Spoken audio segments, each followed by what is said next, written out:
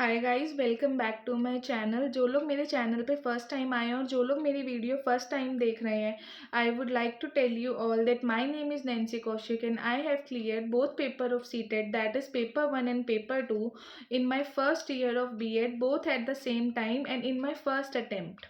So I am here to guide all the seated candidates for the upcoming exam which will held in February 2026. So this video will be about some important big books which all seated candidates should prefer for their preparation. Okay, so in this video I will be telling about some important books and I will start with paper 2. जब अगर हम बात करते हैं paper 2 की कि paper 2 के लिए हमें कौन सी बुक प्रेफर करनी है, तो पेपर 2 में हमें 2 सब्जेक्ट की चॉइसेस होती है, that is math and science and SST. ठीक है, तो दोनों ही पेपर्स के लिए हमें सबसे पहले 6 to 8 की एनसीईआरटी को प्रेफर करना है। ठीक है, 6 to 8 की एनसीईआरटी इज़ अ मस्ट। ठीक है, वो आपको करनी ही करनी पड़ेगी क्योंकि CTET is a central level exam और सेंट्रल लेवल एग्ज़ाम में एनसीईआरटी टाइप के क्वेश्चन, एनसीईआरटी के कॉन्सेप्ट से रिलेटेड क्वेश्चंस ज़रूर आते हैं। आप लोग एनसीईआरटी को स्किप नहीं कर सकते हैं। ठीक है, 6 to 8 की एनसीईआरटी के बाद अब अगर आपको पता चल जाता है, आप लोगों की कंटेंट पे नॉलेज हो जाती है। हाँ, बट कुछ कैंडिडेट्स का ये क्वेश्चन होता है कि मैम हमें एनसीईआरटी बहुत हेक्टिक लगती है, मतलब पूरी कवर अप नहीं हो सकती, तो हम ऐसे केस में क्या करें?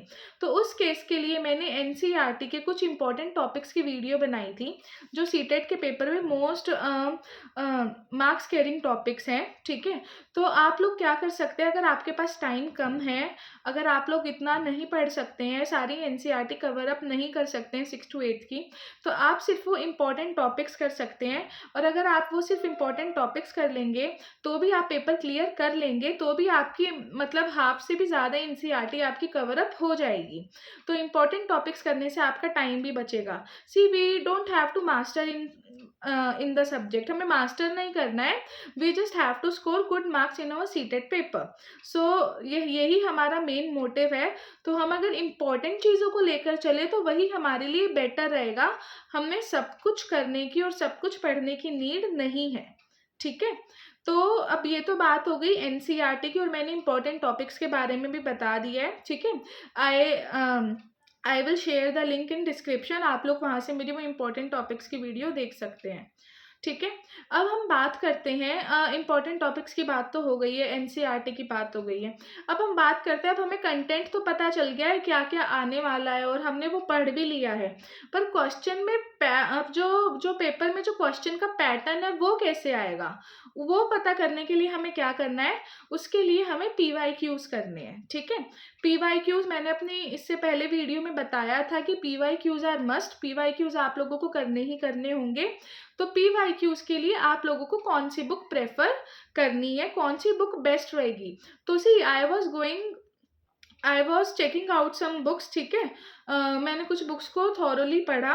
ठीक है, कुछ बुक्स को मैंने जो लेटेस्ट अभी आई है मार्केट में, मैंने उन बुक्स को थॉरोली पढ़ा और उन बुक्स में से जो मुझे बेस्ट लगी थी सीटेट के पीवाईक्यूज के लिए अभी तक की लेटेस्ट पैटर्न में, वो मुझे लगी थी ओसवाल की बुक्स। ठीक है, तो आप लोग ओसवाल की बुक्स को, Oswal is a good brand, ठीक है, और आप लोग ओसवाल की बुक्स को प्रेफर कर सकते हैं फॉर पीवाईक्यूज। ठीक है, मैं आप लोगों को दिखा भी देती हूँ कि मैं सच में मैंने गो थ्रू किया था, ताकि आप लोगों को ये ना लगे कि मैम ऐसे ही बोल रही है। मैं आप लोगों को दिखा देती हूँ, ये पेपर 2 की बुक है ओसवाल की, तो आप लोग इसमें देख सकते हैं। ठीक है, तो मैंने ओसवाल की बुक्स में गो थ्रू किया था। ठीक है, मैं यहाँ पे इमेज भी लगा देती हूँ। तो ये बुक मुझे क्यों बेस्ट लगी थी, इसका मैं मेन रीज़न आपको दे देती हूँ। सी, इसमें सॉल्व्ड पीवाईक्यूज तो है, सॉल्व्ड पीवाईक्यूज आपको ऑनलाइन भी मिल जाएंगे, बट जो चीज़ मुझे सबसे ज़्यादा बेस्ट लगी वो ये थी कि जो इन्होंने सॉल्व्ड पीवाईक्यूज आप लोगों को दिए हैं ना इस बुक में, उसके साथ एक्सप्लेनेशन भी गिवन है। तो अगर कुछ बच्चे एनसीईआरटी के कुछ टॉपिक्स को स्किप कर देते हैं या वो उन टॉपिक्स को कर नहीं पाते हैं, तो वो इन एक्सप्लेनेशन की हेल्प से उस टॉपिक को कवर अप कर सकते हैं। समझ रहे हो आप मेरी बात? जैसे आपने 10 एमसीक्यूज 10 पीवाईक्यूज करे, ठीक है, अब आपने उन 10 पीवाईक्यूज के रीजंस भी पढ़े, तो उन रीजंस से ही आपको काफ़ी कुछ सीखने को मिल गया उन टॉपिक्स का, जो टॉपिक्स आपने एनसीईआरटी से कवर अप नहीं किए थे। So this is very good thing जो मुझे इसके बारे में लगी। एंड रीजंस जो है वो काफ़ी सिंपल लैंग्वेज में गिवन है, जो बच्चों को आसानी से समझ आ सकते हैं। सेकंड अच्छी चीज़ जो मुझे लगी वो थी माइंड मैप्स। इसमें कुछ माइंड मैप्स गिवन है, जैसे कि मैं अभी यहाँ पे पिक्चर भी शेयर कर देती हूँ एक माइंड मैप की। तो वो माइंड मैप मेरे को काफ़ी ज़्यादा पसंद आए थे, ठीक है। उन माइंड मैप से जैसे यहाँ पे एक टॉपिक है assessment for learning, assessment as learning, ठीक है। एंड एक और है जो मुझे अभी याद नहीं आ रहा, assessment for, assessment as and assessment to करके कुछ है, ठीक है। तो अगर आप लोगों को ध्यान दोगे तो ये एक कंटेंट दिया हुआ है आप लोगों को, ठीक है। आप लोगों को की पॉइंट्स दिए हुए हैं, तो इससे है ना आपको ग्रास्प करने में बहुत आसानी होगी। इसी को अगर आप थ्योरी बेस्ड में पढ़ोगे ना तो ये आप लोगों को काफ़ी मुश्किल लगेगा, रट्टा लगाने जैसा लगेगा। पर अगर ये आपको माइंड मैप्स की फॉर्म में गिवन है ना तो इसको आपको ग्रास्प करने में काफ़ी ज़्यादा आसानी होगी। तो ये मुझे काफ़ी अच्छा लगा। और इसमें जो PYQs है ना वो आपके 2013 से गिवन है और लेटेस्ट ईयर तक गिवन है। So this is very good thing about this book. तो इसीलिए मैं आप लोगों को ये बुक प्रेफर कर रही हूँ, जो मुझे लगता है कि ये एक अच्छी इन्वेस्टमेंट होगी आपके सीटेट के पेपर के लिए। वैसे तो I I always try to give you free sources, ठीक है। पर अगर आप लोग पैसा कहीं पे लगा भी रहे हो या फिर मैं आप लोगों को कहीं पे लगाने के लिए बोल रही हूँ तो मैं ऐसे ही नहीं बोलूँगी। ये काफ़ी अच्छी इन्वेस्टमेंट है and it will give you very good results for sure, क्योंकि मैंने इस बुक को पूरा एनालाइज करा था, ठीक है। और मैं साथ में इमेजेस लगा रही हूँ so that you can see. Okay, अब हम बात करते हैं, ये तो बात हो गई हमारी पेपर 2 की। अब हम बात कर लेते हैं पेपर 1 के लिए, ठीक है। तो पेपर 1 के लिए मैंने आप लोगों को एक वीडियो में ऑलरेडी मैं पहले बता चुकी थी कि पेपर 1 के लिए you all have to prefer Himanshi ma'am's free notes, ठीक है। और मैंने आप लोगों को उन फ्री नोट्स का लिंक भी उस वीडियो में प्रोवाइड किया था ताकि आप सबको ज़्यादा से ज़्यादा हेल्प मिल सके। तो पेपर 1 के लिए आप लोगों को ज़्यादा कुछ नहीं करना है, किसी ज़्यादा बुक को प्रेफर नहीं करना है। पेपर 1 के कंटेंट के लिए आपको कोई बुक नहीं चाहिए। कंटेंट के लिए you can prefer Himanshi ma'am's free notes. और हिमांशी मैम के फ्री नोट्स के बाद अब जैसे कि मैंने आप लोगों को बताया पेपर के पैटर्न के लिए क्या करें, तो पैटर्न के लिए you can go for Oswaal's PYQ book, जो कि पेपर 1 के लिए भी अवेलेबल है, ठीक है। तो ये आप कर सकते हैं इसके लिए। और अगर आपको ये बुक खरीदनी है, if you want link for this book, then I am attaching the link to buy this book in my description.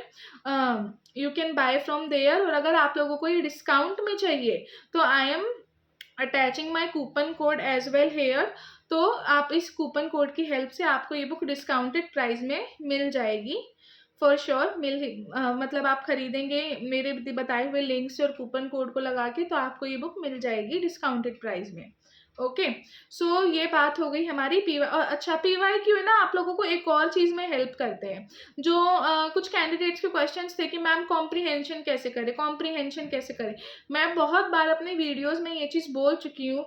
कुछ नहीं करना है, सिर्फ PYQs को प्रैक्टिस करिए, सिर्फ और सिर्फ PYQs को प्रैक्टिस करिए। अगर आप लोग PYQs को प्रैक्टिस करेंगे ना तो कॉम्प्रीहेंशन आप लोग मतलब मानोगे नहीं। आप 3-4 PYQs आप प्रैक्टिस करोगे ना तो 6th PYQ जब आप प्रैक्टिस करोगे ना आपको खुद अपने अंदर इम्प्रूवमेंट दिखेगी, ठीक है। तो फिर आप लोगों को कॉम्प्रीहेंशन के लिए भी क्या करना है, PYQs को ही प्रैक्टिस करना है।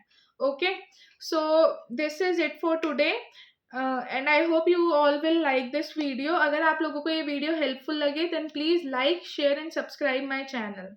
बाय।